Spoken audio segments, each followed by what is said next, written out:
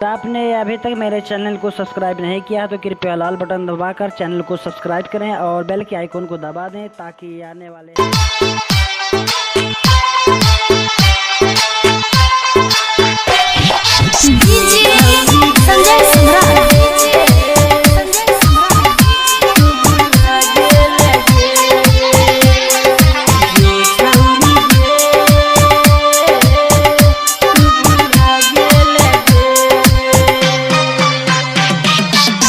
छौरी गे तू भुला गइल गे जो छौरी गे तू भुला गइल गे खाके कसम छोड़ले सनम एक पल में रुला दे लगे जो छौरी गे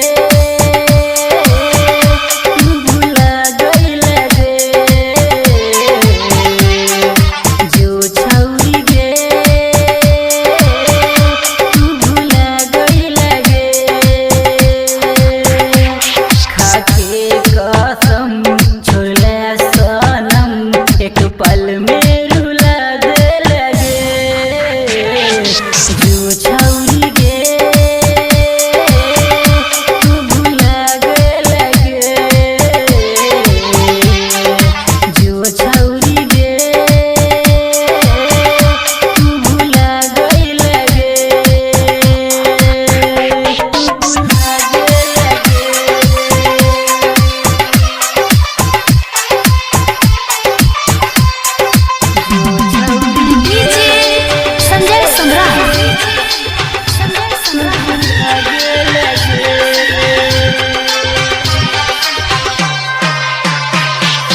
याद हमर जब जब ये ताऊगे राइतो के तो नहीं नींद तोरा राइतो के तो नहीं नींद तोरा दिल तोड़ के तू जइबे ससुरवा लगतौ नहीं मन कहीं हमरा बिना हाथ में हथी तू लगा ले दिल दोसरे से लगा जो छौरी गे तू भुला गे लगे जो छौरी गे तू भुला गे लगे भुला गे लगे